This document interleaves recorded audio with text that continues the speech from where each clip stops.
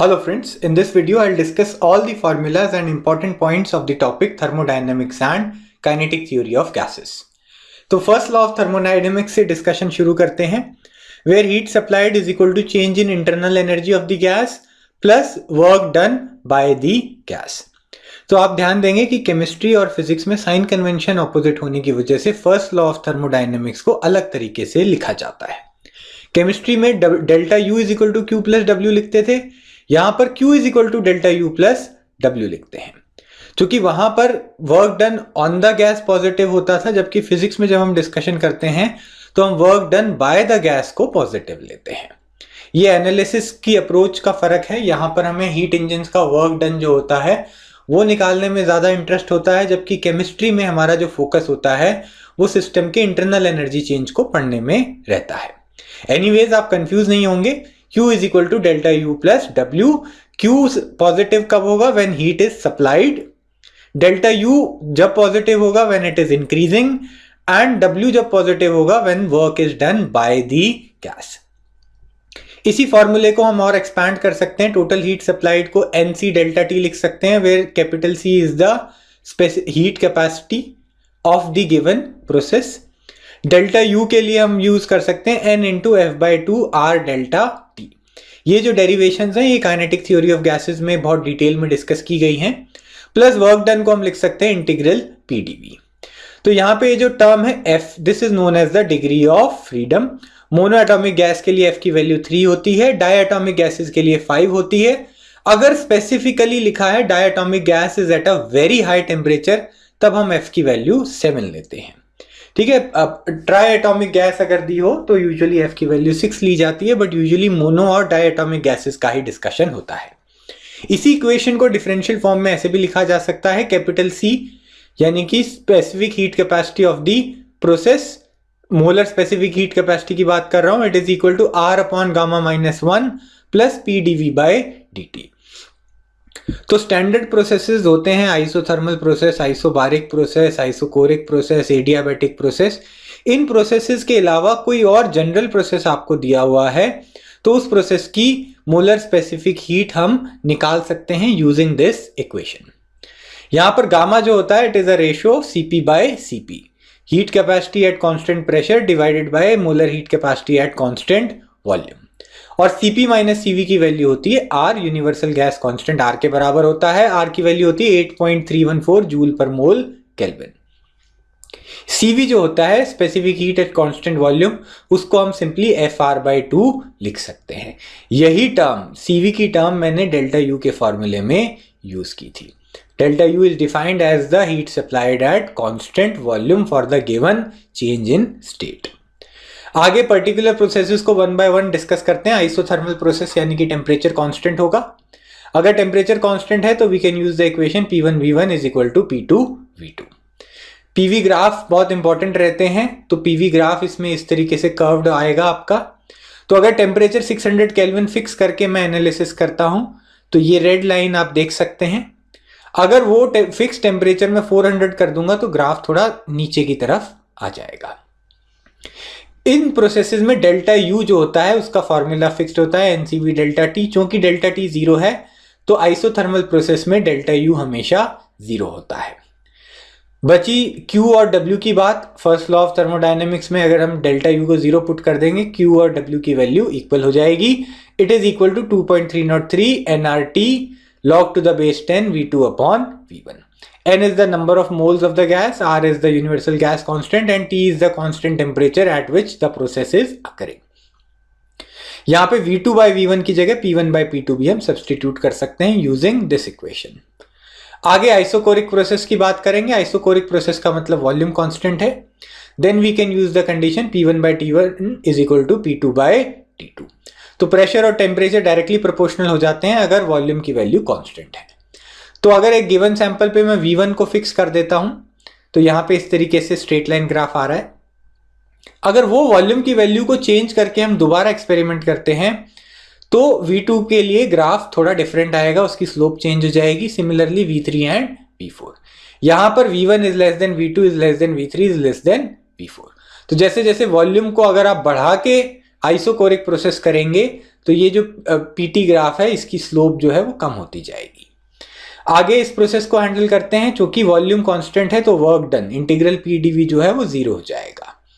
तो यहां से Q की वैल्यू डेल्टा U के बराबर हो जाएगी। Heat will be supplied at constant volume और इसका फॉर्मूला आ जाएगा N into F/2 R delta T, where F is the degree of freedom. Monoatomic के लिए 5 और डायटोमिक गैस के लिए मोनो एटॉमिक गैस के लिए 3 और डायटोमिक गैस के लिए F की वैल्यू हम 5 यूज करेंगे।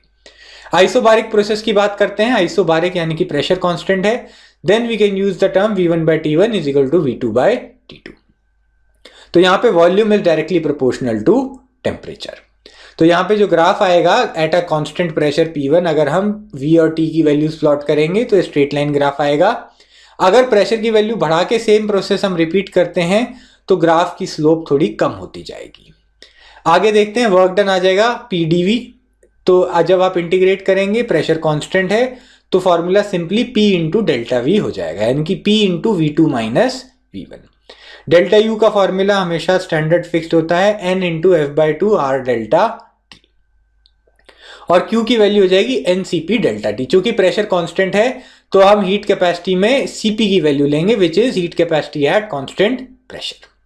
आगे एडियाबैटिक प्रोसेस की बात करेंगे। यहां पर heat supplied to the system 0 हो जाती है। आप परफेक्टली इंसुलेटेड सिस्टम को यूज करेंगे। Then we can use the equation P1 V1/T1 is equal to P2 V2/T2। Ideal gas equation मैं यहां पे फिर से यूज कर रहा हूं। और एडियाबैटिक प्रोसेस के लिए कंडीशन होती है PV की पावर गामा इज कांस्टेंट, यानी कि P1 V1 की power gamma is equal to P2 into V2 की पावर गामा। यहां पर गामा क्या होता है? Cp/Cv। तो मोनोएटॉमिक गैस के लिए 5/3 हो जाता है, डायटोमिक गैस के लिए गामा की वैल्यू 7/5 हो जाती है। तो थर्मोडायनेमिक्स टॉपिक में बहुत सी जगह kinetic theory of gases topic के डिस्कशंस डायरेक्टली यूज होते हैं, जिनको इन डिटेल नेक्स्ट टॉपिक में डिस्कस किया गया है। तो ये पीवी ग्राफ एडियाबैटिक प्रोसेस का भी कर्व्ड होता है, लेकिन आप ध्यान देंगे कि आइसोथर्मल ग्राफ के कंपैरिजन में एडियाबैटिक ग्राफ की स्लोप ज्यादा होती है, यानी कि ये ग्राफ ज्यादा स्टीप है as compare to the isothermal process graph. PV graph isobaric process में हॉरिजॉन्टल लाइन आएगी जो कि P कांस्टेंट है, आइसोकोरिक प्रोसेस में वर्टिकल लाइन आएगी जो कि V कांस्टेंट है। तो यहां पे चारों तरीके के ग्राफ्स को मैंने एक साथ कंपेयर करने के लिए ड्रॉ किया है। अब पहली और दूसरी इक्वेशन को यूज करके हम और रिलेशंस निकाल सकते हैं। पीवी की जगह P और T का रिलेशन निकालेंगे तो P की पावर 1 माइनस गामा, T की पावर गामा इज कांस्टेंट, और T और V के बीच में रिलेशन निकालेंगे तो TV की power gamma minus 1 is constant. इस प्रोसेस में वर्क डन होता है NR T1 minus T2 upon gamma minus 1। तो एडियाबैटिक प्रोसेस में याद रखेंगे वर्क डन के फॉर्मूले में इनिशियल टेम्परेचर पहले आएगा और फाइनल टेम्परेचर बाद में आ रहा है। Gamma is again Cp/Cv। Delta U की value again it is a standard formula her process में N into F/2 R delta T। Q की वैल्यू हमने ऑलरेडी देखी हुई है, 0 होती है इस प्रोसेस में। साइक्लिक प्रोसेसेस की बात करते हैं, वो प्रोसेस जहां पर आपका जो गैस है, जो सिस्टम है, वो फाइनली सेम इनिशियल स्टेट में पहुंच जाता है। तो पीवी ग्राफ जब आप बनाएंगे तो वो एक क्लोज्ड लूप की फॉर्म में आएगा, क्योंकि जिस पॉइंट से आप शुरू करेंगे वापस you will and up at the same point, यानी कि सेम स्टेट पे हम वापस पहुंच जाते हैं। तो ये अलग अलग टाइप के पीवी ग्राफ देख रहे हैं आप। इसमें यहां पर अगर प्रोसेस एंटी क्लॉकवाइज मूव कर रहा है, यानी कि जैसे इस डायग्राम में पहले राइट की तरफ, फिर ऊपर, फिर नीचे, तो आप ये एरोज की डायरेक्शन देख रहे हैं, स्टेट चेंज की डायरेक्शन, ये एंटी क्लॉकवाइज है, तो टोटल वर्क डन नेगेटिव आएगा। अगर ये ही प्रोसेस क्लॉकवाइज डायरेक्शन में, आप उल्टी डायरेक्शन में मूव करते हैं, तो वर्क डन पॉजिटिव आता है। साइक्लिक प्रोसेस में चूंकि इनिशियल और फाइनल स्टेट सेम होती है तो डेल्टा U की वैल्यू 0 आती है, because internal energy is a state function, जबकि वर्क डन और हीट सप्लाइड जो होती हैं दोज आर पाथ फंक्शंस। तो अगर हम फर्स्ट लॉ ऑफ थर्मोडायनेमिक्स पूरे प्रोसेस पे अप्लाई करेंगे तो डेल्टा U की वैल्यू 0 है, Q will be equal to W। और W की वैल्यू कैसे निकालेंगे? Area enclosed in the PV graph जो होएगा, that will give you the work done in a cyclic process. तो यहां पे आप या तो इंडिविजुअली हर स्टेप का वर्क डन सॉल्व करके ऐड कर सकते हैं, या फिर अगर आपको प्रॉपर ज्योमेट्रिक शेप की फॉर्म में पीवी ग्राफ दिया है तो आप area enclosed in the PV graph निकाल के वर्क डन निकाल सकते हैं।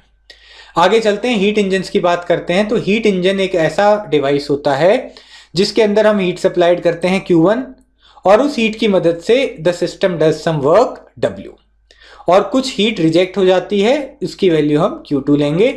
तो यहाँ पे first law of thermodynamics apply करेंगे और उसके बाद हम efficiency of the heat engine निकाल सकते हैं। तो efficiency of the heat engine is equal to total work done by the engine divided by the total heat that you supplied.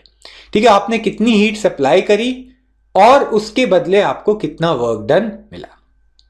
First law apply करके हम इसको 1 minus Q rejected upon Q supplied की form में भी लिख सकते हैं, यानी कि 1 माइनस Q2 अपॉन Q1। तो एक हीट इंजन की एफिशिएंसी हमेशा 1 से कम होती है because some heat is always rejected to the surroundings. ये डिस्कशन थियोरेटिकल डिस्कशन होता है, आप सेकेंड लॉ ऑफ थर्मोडायनेमिक्स को रीड कर सकते हैं। इसी इंजन में एक पर्टिकुलर केस होता है कार्नोट साइकिल, जिसमें पहले हम गैस को एडियाबेटिकली एक्सपैंड करते हैं, फिर आइसोथर्मल एक्सपेंशन होगा, फिर एडियाबेटिक, मैं ऑर्डर गलत बोल गया, पहले आइसोथर्मल एक्सपेंशन, फिर एडियाबेटिक एक्सपेंशन, फिर आइसोथर्मल कंप्रेशन और फिर एडियाबेटिक कंप्रेशन होता है। तो इस पूरे प्रोसेस को आप सॉल्व कर सकते हैं, एनसीईआरटी में काफी डिटेल में कार्नोट साइकिल दी हुई है। इस इंजन की आपकी जो एक साइकिल होती है उसकी एफिशिएंसी होती है 1 माइनस T2 बाय T1। ठीक है, तो इनिशियली T1 स्टेट पे टेम्परेचर था और बाद में टेम्परेचर T2 हो जाता है और एफिशिएंसी आ जाती है 1 माइनस T2 बाय T1। तो this is the most efficient engine that is possible. हालांकि इसको हम रियल लाइफ में कम यूज करते हैं क्योंकि वर्क डन पर साइकिल, ये जो एरिया एनक्लोज्ड है, इसकी वैल्यू काफी कम होती है। फिर हम रेफ्रिजरेटर्स की बात करेंगे। ये एक ऐसी डिवाइस होती है जो कोल्ड रीजन को और भी ज्यादा कोल्ड बनाता है। तो यहाँ पे कोल्ड रिजर्वायर है, यानी कि आपका फ्रिज के अंदर जो सामान रखा है, और आप उस कोल्ड सिस्टम में से फर्दर और भी हीट एक्सट्रैक्ट करके उसको और उसका टेम्परेचर कम कर देते हैं। तो यहाँ पे आप एक हीट, कुछ अमाउंट ऑफ हीट एक्सट्रैक्ट करेंगे और हीट एक्सट्रैक्ट करने के लिए you will have to do some work, और फाइनली वो जो हीट है उसको हम बाहर रिजेक्ट कर देते हैं। तो एयर कंडीशनर्स और रेफ्रिजरेटर्स इसी तरह काम करते हैं, जो कि कोल्ड रीजन में से और हीट निकाल के एक्सट्रैक्ट करके बाहर की हॉटर सराउंडिंग्स में उस हीट को रिजेक्ट कर देते हैं। तो रेफ्रिजरेटर के केस में हम कोएफिशिएंट ऑफ परफॉर्मेंस अल्फा निकालते हैं and it is defined as heat extracted upon work done on the system. हम कितना काम कर रहे हैं और उस काम करने की मदद से हम कितनी हीट को एक्सट्रैक्ट कर पा रहे हैं। It is equal to Q2 upon W, which can also be written as Q2 upon Q1 minus Q2। आगे चलते हैं, KTG पे आएंगे। तो आपके कोई भी जो गैस है उसकी रूट मीन स्क्वायर वेलोसिटी का फॉर्मूला होता है √3RT/m। यहाँ पे R is the universal gas constant, T is the temperature of the gas expressed in kelvin and capital M is the molar mass of the gas discussed. ठीक है, अगर आपको mass of single particle मालूम है तो आप universal gas constant की जगह बोल्ट्जमैन कांस्टेंट भी यूज कर सकते हैं। इसी तरीके से एवरेज वेलोसिटी का फॉर्मूला होता है √8RT/m और मोस्ट प्रोबेबल वेलोसिटी का फॉर्मूला होता है √2RT/M। तो ये अलग अलग फॉर्मूलेज इसलिए आ रहे हैं क्योंकि हम अलग अलग तरीके से स्टैटिस्टिकल एनालिसिस कर सकते हैं गैस का, क्योंकि there are millions and millions of particles involved. तो हमें स्टैटिस्टिक्स यूज करके एवरेज, RMS और मोस्ट प्रोबेबल वैल्यूज निकालनी पड़ती हैं। आगे चलेंगे, मीन फ्री पाथ निकाल सकते हैं हम। L का फॉर्मूला होता है 1/√2n πd²। Mean free path होता है वो डिस्टेंस जो एक पार्टिकल ट्रेवल करता है before colliding with another particle. यहाँ पे small n is the number of particles per unit volume and small d जो है this is the diameter of a gas particle, और L जो है this is the mean free path. इसके अलावा pressure को हम डेंसिटी ऑफ द गैस की फॉर्म में भी लिख सकते हैं। Pressure is equal to ρV²/3। यहाँ पे V जो है रूट मीन स्क्वायर वेलोसिटी है। Kinetic energy of the gas हम निकाल सकते हैं N × F/2RT। तो इसी फॉर्मूले के डिस्कशन से हमने वहां पर डेल्टा U का फॉर्मूला निकाला था N F/2R∆T। चूंकि काइनेटिक थ्योरी में हम गैस के पार्टिकल्स के आपस का इंटरेक्शन निग्लेक्ट कर देते हैं, तो हमें सिर्फ kinetic energy of the particles को डिस्कस करना होता है to discuss internal energy. Molar mass of a gaseous mixture हम निकाल सकते हैं। मान लीजिए आपके पास एक गैस है जिसका मोलर मास है m1 और उसके मोल्स हैं n1, और एक और गैस है जिसका मोलर मास है m2 और उसके नंबर ऑफ मोल्स हैं n2, तो हम मिक्सचर का एवरेज मोलर मास निकाल सकते हैं। इसी तरह मिक्सचर की एवरेज स्पेसिफिक हीट भी निकाल सकते हैं विद अ सिमिलर फॉर्मूला, और गामा मिक्सचर भी हम निकाल सकते हैं विच इज CP/CV। तो इसी फॉर्मूले से पहले यहां पर CP की टर्म्स यूज करेंगे सारी गैसेस के लिए, फिर इसी फॉर्मूले में हम CV ऑफ द मिक्सचर निकालेंगे, यहां पे हम CV यूज करेंगे सारी गैसेस के लिए, और फिर finally CP mixture upon CV mixture से हमें गामा ऑफ द मिक्सचर मिल सकता है। तो अब इंपॉर्टेंट क्वेश्चंस देख लेते हैं जो हमें बार बार प्रैक्टिस करने हैं पेपर से पहले। सबसे पहले जो मैंने सारे थर्मोडायनेमिक प्रोसेसेस डिस्कस किए थे उसमें बहुत सारे फॉर्मूलाज थे, उनकी मदद से किसी भी एक पर्टिकुलर प्रोसेस पे क्वेश्चन आ सकता है। कई बार आपको पीवी ग्राफ दिया होता है और जिसमें एक के बाद एक कई प्रोसेसेस हम एक साथ हैंडल कर सकते हैं। ठीक है, यहाँ पे उन्हीं पीवी ग्राफ बेस्ड क्वेश्चंस की मैं बात कर रहा हूँ। ऑलमोस्ट हर साल आपके स्कूल का पेपर हो या फिर जेई का पेपर हो, थर्मोडायनेमिक प्रोसेसेस पे डेफिनेटली क्वेश्चंस आते हैं। फिर हम कैलकुलस की मदद से C of a general process निकाल सकते हैं। ये फॉर्मूला मैंने सबसे शुरू में डिस्कस किया था, C = R/Γ-1 + P dV/dt। इसके अलावा efficiency of engine and coefficient of performance of refrigerator से रिलेटेड प्रॉब्लम्स आ सकती हैं, और काइनेटिक थ्योरी ऑफ गैसेस से रिलेटेड जो हमने अभी कुछ फॉर्मूलाज देखे हैं RMS, MP और एवरेज वेलोसिटी के, उनसे रिलेटेड क्वेश्चंस आते हैं। ये काफी कॉमनली क्वेश्चंस पूछे जाते हैं। These are very simple, formula put करके हम सीधा आंसर्स निकाल सकते हैं। So this was the required discussion. If you found this video useful, do like it and share it with your friends. Please do not forget to subscribe to our channel. Thank you so much for watching.